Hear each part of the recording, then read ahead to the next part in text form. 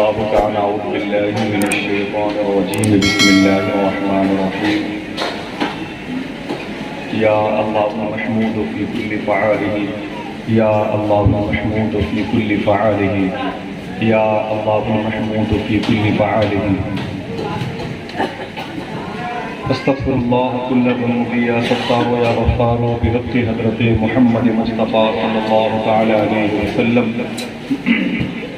استغفر اللہ کل ذنوب یا ستار یا غفار بحق مخدوم کائنات و مولائے کائنات و سرکاران حسنین قریبین علی رحمت رضوان استغفر اللہ کل ذنوب یا ستار یا غفار بحق شیخ عبدالقادر جیلانی روح روحانی روح ربانی محی الدین شیخ عبدالقادر جیلانی یا روحی یا قلبی یا نور یا غوث العظم یا باز الشب یا مخدوم محی الدین یا حضرت شیخ عبدالقادر جیلانی اغثنی وامددنی ونورنی واسقنی واعطنی واکرمنی ونصرنی وانظرنی ورحمنی وحفظنی وارشدنی۔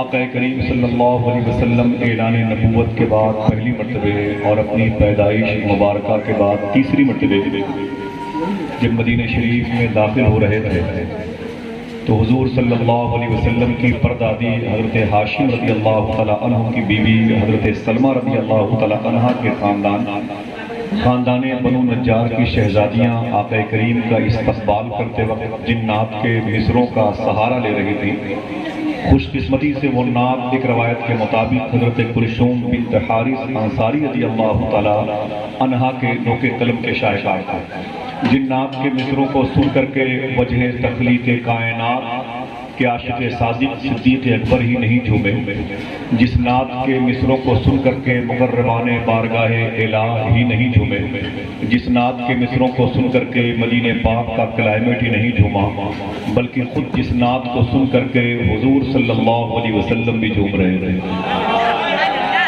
وہ عظیم الشان پیاری نعت عربی زبان کی تھی۔ اب اگر آپ اس دور میں اس نعت کو ترجمے اور اس کی برکتوں کے ماحصل اور نچوڑ کے ساتھ 20% ہی صحیح پڑھنا چاہتے ہیں تو آپ یوں پڑھا کریں: سنا ہے آپ ہر عاشق کے گھر تشریف لاتے ہیں، میرے گھر میں بھی ہو جائے چراغاں یا رسول اللہ۔ ودا کی گھاٹی کے موقع پر آقا کریم کا استقبال وہ بچیاں کرتی تھیں اور ان کی زبان قلم کی نوک سے یہ مصرے نکل رہے تھے: طلع البدر علینا من ثنیات الوداع وجبت الشکر علینا ما دعا للہ داعی۔ اللہ ان مبارک نعت کے مصروں کے صدقے میں ہمارے دلوں میں صاحب نعت کی محبت کو جاگزی فرما دے۔ جب دعا کی جائے تو آمین کہہ دیا کریں، ٹھیک ہے؟ اپنے بزرگوں کے نقوش قدم کو اپنے لیے منزل تصور کریں، دعا کریں کہ اللہ اس نعت کے مصروں کے تمام تر حرکات و زبر زیر اور اس کے تمام تر حروف کے صدقے میں ہمارے دلوں کو عشق مصطفیٰ کا آئینہ بنا دیں۔ تو میں حضور صلی اللہ علیہ وسلم کے ایک مبارک سنت پر عمل کرتے ہوئے اپنی گفتگو کا آغاز کروں گا۔ حضور کی ایک حدیث شریف ہے، میں اس پر عمل کرتا ہوں۔ میرے آقا فرماتے ہیں گھروں میں داخل ہوا کرو تو سب سے پہلے سلام کیا کرو۔ میرے آقا سے میرے آقا کے غلاموں نے پوچھا حضور اگر گھر میں کوئی نہ ہو تب؟ میرے آقا ارشاد فرماتے ہیں تب بھی سلام کیا کرو، اس لیے کہ میرے جس عاشق کے گھر میں کوئی نہیں رہتا ہے اس کے گھر میں میں رہتا ہوں۔ ہماری مائیں کہتے رہیں وعلیکم السلام، بیویاں کہتی رہیں وعلیکم السلام، بیٹیاں کہتی رہیں وعلیکم السلام، ہو سکتا ہے قبول نہ ہو، لیکن اگر ایک دن حضور نے کہہ دیا وعلیکم السلام تو پوری کائنات مل کے طرف کچھ نقصان نہیں کر سکتی۔ سلام کرنے کی عادت ڈالیں، میں سلام کرتا ہوں السلام علیکم ورحمۃ اللہ وبرکاتہ۔ اب آئیے بڑے ادب اور احترام کے ساتھ درود شریف پڑھیں گے، نہ کوئی رسمی طور پر پڑھنا ہے اور نہ کوئی تصنع اور ملمسازی کی چادر اوڑھ کے پڑھنا ہے۔ آپ یہ سمجھ لیں کہ حضور کے یہ تو درود ہے، حضور کے ذکر کا کمال یہ ہے۔ ایک جملے میں میں اپنی بات کو شروع بھی کروں گا اور یہ ختم بھی ہو سکتی ہے۔ ابھی مجلس چھوٹی ہو یا بڑی ہو، صاحب ذکر کا ذکر بڑا کرتا ہے، اور حضور کے ذکر کے بارے میں سکندری شاہ صوفی سلطان میاں شاہ صاحب قبلہ فرماتے ہیں کہ ڈاکٹر صاحب دیکھیں میاں بیٹھے ہوئے ہیں کہ حضور کے ذکر کا کمال یہ ہے کہ حضور کی موجودگی میں ہوتا ہے۔ حضور کے ذکر کا کمال یہ فرمائے کہ حضور کی موجودگی ہوتا ہے. اگر یہ آپ پر غالب آ جائے تو پھر آپ نہیں ہوں گے. آپ کے صدقے میں بہت سارے لوگ پروردگار عالم کے حبیب کی مقبول امت کی صف میں شامل ہو جائیں گے. اپنے وقار کو، اپنے لیول کو، اپنے اسٹیٹس کو، اپنے معیار کو سمجھو. اور درود شریف پڑھنا یہ بڑا پیارا عمل ہے، سمجھ رہے ہیں. سرکار خواجہ غریب نواز خواجہ عثمان ہارونی کے لاڈلے ہیں، ان کے بیٹے خواجہ بختیار کاکی ہیں، ان کے لاڈلے سرکار بابا فرید ہیں، ان کے لاڈلے محبوب الہی صابر پاک ہیں، ان کے لاڈلے خواجہ نصیر الدین چراغ دہلوی ہیں، ان کے خلیفہ خواجہ بندہ نواز گیسو دراز ہیں. یہ سلسلہ یہاں تک پھیلا ہوا ہے. غریب نواز کے خلیفہ ہیں خواجہ قطب الدین بختیار کاکی. ان کی ایک عادت تھی کہ روزانہ وہ 3000 مرتبے درود شریف پڑھ کے سویا کرتے. کتنی مرتبے؟ 3 آدمی نے بولے، دراصل وہ 4 لوگ اور بولے مجھے. کتنی مرتبے؟ 3000 مرتبے حضور پر درود پڑھ کے سویا کرتے تھے. غریب نواز کے خلیفہ تھے، ان کے لاڈلے تھے.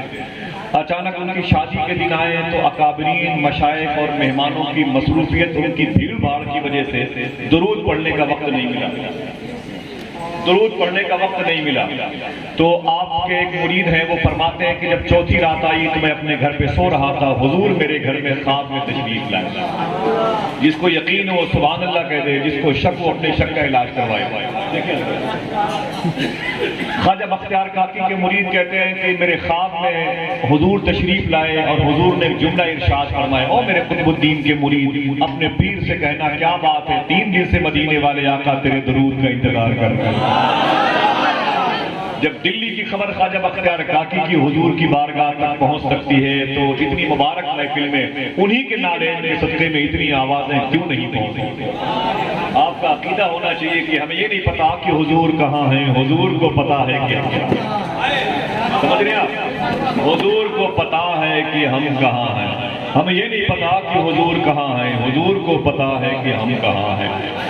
تو بڑے ادب اور احترام کے ساتھ حضور کی بارگاہ میں درود شریف پڑھیں اور دعا کریں کہ ہمارے دلوں میں اللہ حضور کی محبت پیدا فرما دے. ہمارے پاس سب کچھ ہے لیکن حضور کی محبت کی رسیاں ہمارے گلے کا ہار بن نہیں پا رہی ہیں. ہم بہت ہی دور حضور سے ہوتے جا رہے ہیں. یہ بہت تکلیف کے مقام ہے. اللہ تبارک و تعالی ہمارے دلوں کو حسد اور غیبت سے پاک فرما دے. آمین کہہ دیں. دیکھیں مشائخ کرام کی موجودگی تو تھی، ڈاکٹر صاحب کی پاکیزہ نظامت تھی، بھائی محترم محمد علی طارق صاحب اور نسیم صاحب کرام تو تھے، لیکن اس انجمن کے جانے انجمن حضرت علامہ شہنشاہ علم مصباحی صاحب اللہ بڑی قربانیاں ہیں. بیٹھے آپ لوگ بیٹھے رہیے گا. میں تمامی لوگوں سے گزارش کرتا ہوں، تمامی آسوی میدان محمد ان خوشہ چینی کرنے والوں کو بہت بہت مبارکباد پیش کرتا ہوں کہ جو اس وقت گلستان آصفیت سے، چمنستان آصفیت سے اپنے اعتقادی وجود کے بازوؤں کی مچھلیوں کو ہم آہنگ کرنے کا بہت بہت مبارک ہو. آپ کے سر پر یہ تاج دیکھ کر کے مجھے بات یاد آتی ہے، دنیا میں یہی وہ پیارا سلسلہ ہے جو اپنے مریدوں کو بھی اپنا تاج عطا فرماتا ہے، ورنہ کوئی کسی کو اپنی بادشاہت نہیں دیتا، سمجھے، کوئی کسی کو اپنا تاج نہیں دیتا. بہت بہت مبارک ہو. بیٹے میری بات میں سے بہت کماتا ہوں، کوشش کرتا ہوں کہ میں زیادہ ملاقات آپ سے نہ ہو. ٹھیک ہے ٹھیک ہے. یہ غزالی بابا جو ہے نا، ان کی محبت کی رسیوں میں نے کوئی کیس بھی نہیں کیا تھا پھر بھی قید ہو گیا. مجھ پر کوئی اس قسم کا دفاع بھی لاگو نہیں ہوتا تھا. مجھے صبح بمبئی جانا ہے پھر وہاں سے، تو میں ہوں تو اتنا مصروف نہیں، لیکن میرا مزاج ہے 10-20 لوگوں کو بٹھا کر کے حضور کی باتیں کرتے ہیں. سمجھے آپ میری بات مانے، میں بڑی سنجیدگی سے باتیں کرتا ہوں. اور یہ اصحاب صفہ کانفرنس ہے، علماء بھی ہیں، مشائخ بھی ہیں، اور علامہ شہنشاہ علم مصباحی کا یہاں پر آئین، آرٹیکل اور ان کی لا موجود ہے. ایک کامیاب ادارے اور کامیاب مساجد کے مینار اور منتظمین کی صورت میں یہ اصحاب صفہ کے حوالے سے علامہ سرفراز مصباحی صاحب نے بڑی پیاری بات کہی. لیکن اصحاب صفہ کا بنیادی رول کیا تھا میں بتاتا ہوں. اس بات کو اگر یاد کر لیں تو خدا کی قسم جن گلیوں سے گزرے کے در و دیوار کہیں گے اے میرے مولا تیرا شکر ہے کہ میرے سائے سے کوئی مومن گزرا ہے، میرے سائے سے کوئی تیرا نیک بندہ گزرا ہے. لوگ تمہارے نام کے وسیلے سے دعائیں مانگیں گے، رب دعائیں قبول کرے گا. اصحاب صفہ کے جسم کے حصے کی انگلیوں کے الگ الگ نام ہیں، الگ الگ پارٹس ہیں. سمجھے، وہ فرمایا تھا نا ابو عبیدہ بن جراح کے بارے میں اور سلمان فارسی کے بارے میں، دیگر صحابہ کرام کے بارے میں. اصحاب صفہ کے چبوترے پر ایک حضور کے عاشق رہا کرتے تھے، ان کا نام ہے حضرت حضرت ابی ذر غفاری. اگر یہ بات آپ کے دل میں بیٹھ گئی تو ہو سکتا ہے کہ تصنع اور مراوت اور ملمہ سازی کی چادر آج ہی ہم کھینچ کر کے اپنے پیروں سے رون دیں. انہیں بہت بڑی بات میں بتانے جا رہا ہوں. اگر اس کا غلبہ ہو گیا تو آپ یقین کریں زمین پر آسمان پر رہنے کے لائق ہو جائیں گے. جو تمام سب میری باتوں کو میں بہت کم آتا ہوں اور کوشش بھی کرتا ہوں بہت کم آؤں, پھر کوشش کروں گا بہت کم آپ سے میری ملاقات. میں اتنا لوڈ نہیں بنتا جلسے والوں پر. میں 3 جلسوں کی بھیڑ ایک جلسے میں دیکھنے کے لیے میں آنکھیں بھی ادھار مانتا ہوں.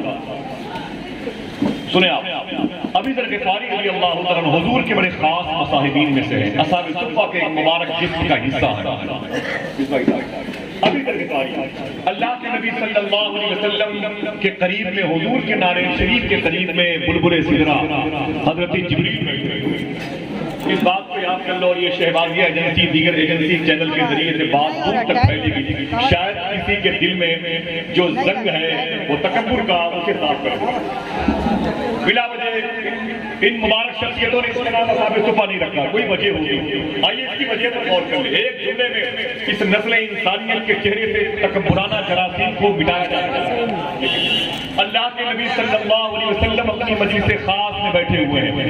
حضور کے نالین کے قریب میں حضرت جبریل بیٹھے ہوئے ہیں. سامنے سے حضور کی مسجد میں ابی ذر غفاری تشریف لا رہے ہیں. جبریل نے فرمایا حضور سے رب جبریل نے فرمایا حضور سے, آقا یہ کیا ابی ذر غفاری آ رہے ہیں؟ جبریل نے کہا حضور سے کہ حضور کیا یہ ابی ذر غفاری آ رہے ہیں؟ تو میرے آقا فرماتے ہیں تم تو آسمانی ہو اور یہ زمینی ہے, تمہیں ان کے بارے میں کیسے معلوم ہوا؟ کیا تم ان کو پہچانتے ہو؟ تو جبریل علیہ السلام کا جواب سنو. وہ کہتے ہیں حضور زمین والوں سے زیادہ آسمان والے ان کو پہچانتے ہیں. اپنے باپ کی بات کروں یا آپ کے باپ کی بات, تو میرے شہرتوں کے اس وجود کو دفن کر دیجیے. میں بات وہاں کی کر رہا ہوں جو تمام باتوں کی قبولیت کا سبب بن سکتا ہے. فرماتے ہیں میرے آقا جبریل کیا تم ان کو جانتے ہو؟ تو جبریل کہتے ہیں کہ حضور ان کو زمین والوں سے زیادہ آسمان والے جانتے ہیں. آسمان پر ان کے نام کا بگل بجایا جاتا ہے, آسمان پر ان کی عظمتوں کے سکے رائے ہیں, آسمان پر فرشتے ان کا نام سن کے ایک دوسرے سے بغلگیر ہوتے ہیں, مبارکباد پیش کرتے ہیں. اتنا کہہ کے جبریل چلے گئے. حضور تنہا بیٹھے ہوئے تھے. اچانک ابی ذر غفاری حضور کے قریب آ گئے. میرے آقا فرماتے ابی ذر, جی حضور. فرمایا بیٹھ جاؤ. جب بیٹھ گئے تو میرے آقا فرماتے ہیں ابی ذر غفاری, جی. میرے آقا فرماتے ہیں جبریل نے تمہاری بڑی تعریف کی ہے, وجہ بتاؤ. میرے آقا فرماتے ہیں جبریل نے تمہاری بڑی تعریف کی, کیا کرتے ہوتے ہو تنہائی میں؟ تمہارے کون سے نیک ہے کام ہے کہ جس کی وجہ سے تمہاری بڑی شہرت ہے آسمانوں میں؟ تو کہتے ہیں کہ ابی ذر غفاری حضور یہ سب آپ کے قدم پر ہوتا ہے, یہ سب آپ کے قدوم میں محنت لزوم کی برکت ہے. حضور میں خوش نہیں ہوں, آپ کی وجہ سے لوگ مجھے جانتے ہیں. میرے آقا فرماتے ہیں وہ وجہ بتاؤ جس کی وجہ سے تمہارا نام آسمانوں پر. سنیں وہ بتاؤ. تو وہ کہتے ہیں حضور میں کیا بتاؤں؟ فرماتے میرے آقا نہیں بتاؤ. اب ایک جملہ کہا ابی ذر غفاری نے. فرماتے حضور آپ کے صدقے بتا دوں وجہ کیا ہے؟ میرے آقا فرماتے ہیں بتاؤ. تو ابی ذر غفاری فرماتے ہیں کہ میرے اندر ایک خوبی ہے, میں دنیا کے ہر انسان کو اپنے سے بہتر سمجھتا ہوں. یہی ہے حضور کی تعلیم میرے بھائی. اللہ اکبر اللہ. ڈاکٹر نبی صاحب نے مجھے کہا ان کو نہیں معلوم ہے کہ میں کیا کہتا ہوں. لائق خلد نہیں مستحق نار ہوں میں, جس کو دوزخ بھی نہ پوچھے وہ گنہگار.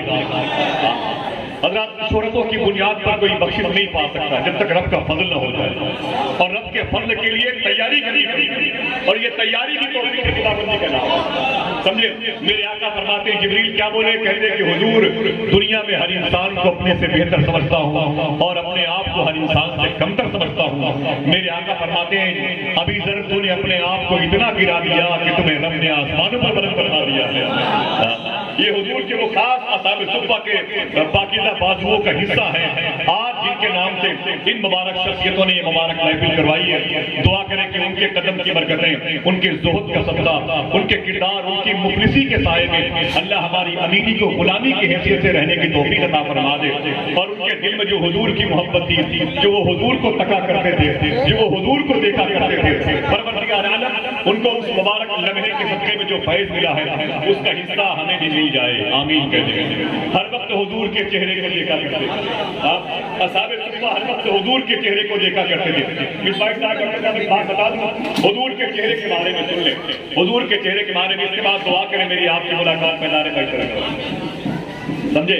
ڈاکٹر صاحب کی آمین کی یہ بھی دل سے نکلنے والی آواز کو اللہ قبول فرما لے، دعا کریں۔ دیکھیے میری بات سنیں آپ، حضور کے چہرے کو اصحاب صفہ کے لوگ تکا کرتے تھے، اصحاب صفہ کے لوگ تکا کرتے تھے، وہ جانتے ہیں کہ یہ وہ چہرہ ہے جو سارے چہروں کا بادشاہ ہے۔ حضور کی بیوی امی عائشہ فرماتی ہے کسی نے پوچھا تھا کہ حضور کا چہرہ کیسا تھا، تو کہتی ہے کہ حضور کے چہرے کو دیکھنا ہو تو قرآن دیکھ لیا۔ اب اس حوالے سے بات کرتا ہوں میں، میری بات بڑی سیدھی سیدھی ہوتی ہے۔ اللہ کا شکر ہے کہ ہندوستان یا ہندوستان کے باہر حضور کے ذکر کے لیے جہاں بھی گیا حضوری کی باتیں میں نے کی ہیں۔ مجھے آپ کے پیسوں کی ضرورت نہیں، مجھے اپنی شہرت کی ضرورت نہیں ہے۔ پیسے بہت کمائے، آ گئے تو بغداد چلا گیا، سمجھے بھائی، آ گئے تو بغداد چلا گیا، زیادہ آئے تو مدینے چلا گیا، میرا اس کے علاوہ کوئی اور میری منزل نہیں ہے، سمجھے۔ اب یہ لاک ڈاؤن کی وجہ سے بغداد شریف نہیں جا پایا ہوں، افسوس ہوتا ہے۔ پھر سوچتا ہوں کہ قید سرکار کی سیرت نہیں کی جا سکتی، صرف الفاظ سے مدحت نہیں کی جا سکتی، وہ اگر در پہ بلا لیں تو کرم ہے، ورنہ نہ بلائیں تو شکایت نہیں کی جا سکتی، یہ ان کے کرم پر موقوف ہے۔ سنیں میرے آقا کے حسن کے بارے میں، آپ نے بتایا نہیں اپنے بچے بچیوں کو جو موبائل کے سہارے سے ہوتے ہیں، جو موبائل کے سہارے سے اٹھتے ہیں، صوفی سلطان یہ فرماتے ہیں کہ تمہارے بچوں کے ہاتھ میں 50,000 کے موبائل ہیں، انگلیوں میں موبائل قید ہے، اور تمہارے بچے انجانی تصویریں دیکھتے رہتے ہیں، انگلیاں تھک جاتی ہیں، موبائل گر جاتا ہے، بچے سو جاتے ہیں۔ صوفی صاحب فرماتے ہیں تمہارے بچے تو سو جاتے ہیں لیکن رات بھر مدینے میں حضور تیرے درود کا انتظار کرتے رہتے ہیں۔ کتنا انتظار کروائے گا حضور کو، کتنا انتظار کروائیں گے حضور کو۔ دعا کریں اللہ ہمیں حضور پر درود پڑھنے کی توفیق مل جائے۔ ادب سے بیٹھے، شاید یہ بات آپ کے دل کو چھو جائے، اجازت دیں۔ حضور کے چہرے مبارک کے حوالے سے، جس کو یہ اصحاب صفہ تکا کرتے تھے، وہ چہرہ کیسا تھا؟ بغداد شریف کی زمین ہے، کہاں کی؟ زور سے بولے بھائی، اونچی بولے۔ میں نے ایسے شہر کا نام لیا جس کے بارے میں صوفیہ کہتے ہیں جس کی دعائیں قبول نہ ہو، بغداد کی مٹی اٹھا کے دعا کریں اللہ اس کی دعائیں قبول کر لے گا۔ جس شہر کے نام اتنی آہستگی سے آپ لے رہے ہیں، اس شہر کے مراتب کتنے بلند ہیں۔ سنیں آپ، کہتے ہیں کہ بغداد شریف کی زمین تھی، ایک مصور تھا، ایک پینٹر تھا، ایک پینٹنگ کرنے والا شخص تھا، بڑا ماہر تھا، بڑی شہرت، بڑا مقبول تھا وہ۔ اس کے پاس لوگ آتے کہتے میرا باپ مر گیا، میرے باپ کی تصویر بنا۔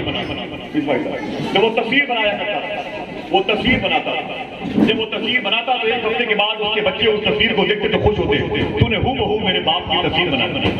تصویر باپ کی بناتا کیسے تھا؟ پہلے وہ رجسٹر پہ لکھواتا تھا تیرے باپ کی آنکھیں کیسی ہیں، تیرے باپ کی سماعتوں کے پردے کیسے ہیں، تیرے باپ کے لب و رخسار کیسے ہیں۔ جب بیٹے بتاتے تو تصویر بناتا۔ ایک دن لمبی لائن لگی ہوئی تھی تصویر بنوانے والے، اسی لائن میں ایک درویش کھڑا تھا، اسی لائن میں ایک درویش کھڑا تھا۔ جب اس درویش کا نمبر آیا تو مصور کے پاس گیا، کہا کیا بات ہے؟ کہا تصویر بنوانی ہے، کہا ٹیبل پر بیٹھ جاؤ۔ وہ درویش ٹیبل پر بیٹھ گیا تو مصور نے کہا تصویر کس کی ہے؟ کہا میرے محبوب کی ہے۔ کہا رجسٹر میں بتاؤ کہ تمہارے محبوب کی زلفیں کیسی ہیں؟ یہ جہاں سیدھا فقراء کی جماعت بیٹھی ہوئی ہے۔ اس نے کہا بتاؤ تیرے محبوب کی زلفیں کیسی ہیں؟ درویش سوچ کے بولا جس کی زلفوں کے سائے میں پوری کائنات رہتی ہے۔ کچھ سمجھ گئے ہیں تو آپ اپنے سمجھ کے اس پاکیزہ مسجد پر بیٹھنے کا ثبوت دیجیے گا، ورنہ بہت بڑا ملک ہے، کہیں بھی جا کر کے یہ جھوٹا آدمی سچی بات کر سکتا ہے۔ کہا کہ یہ بتاؤ تمہارے محبوب کی زلفیں کیسی ہیں؟ تو اس نے کہا لکھو میرے محبوب کی زلفیں ایسی ہیں کہ اسی کے سائے میں پوری کائنات ہے۔ کہا بتاؤ تمہارے محبوب کی آنکھیں کیسی ہیں؟ کہا لکھو کہ میرے محبوب کی آنکھیں ایسی ہیں کہ جس نے ان آنکھوں کو دیکھا پھر کسی کو نہ دیکھا۔ کہا بتاؤ کہ تمہارے محبوب کے ہونٹ کیسے ہیں؟ اگر یہ سوال آج ہوا ہوتا تو وہ یہی کہتے پتلی پتلی کھلے خود کی پتلی پتلی۔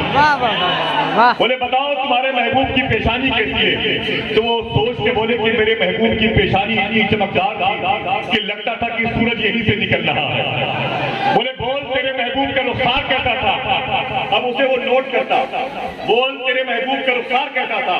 بولے میرے محبوب کا چہرہ، میرے محبوب کا رخسار ایسا تھا، کسی بھوکے نے اسے دیکھا ہے تو وہ کہتا تھا کہ میری بھوک مٹ گئی ہے، کسی یتیم نے دیکھا تو وہ کہتا تھا کہ اچھا ہوا میرا باپ مر گیا۔ اتنا حسین میرے محبوب کا چہرہ تھا۔ بس اتنا سنا تو اس نے قلم رکھ دیا مصور نے، کہا یہ تصویر میرے پاس پہلے سے موجود ہے،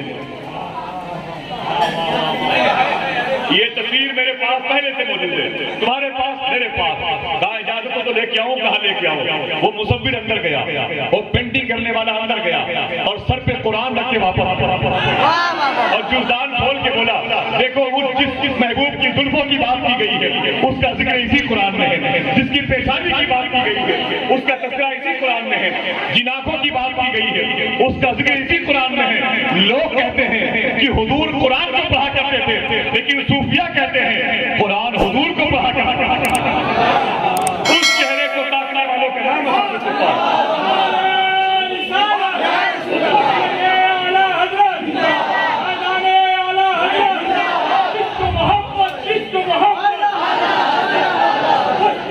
بہت بہت شکریہ آپ سب کا۔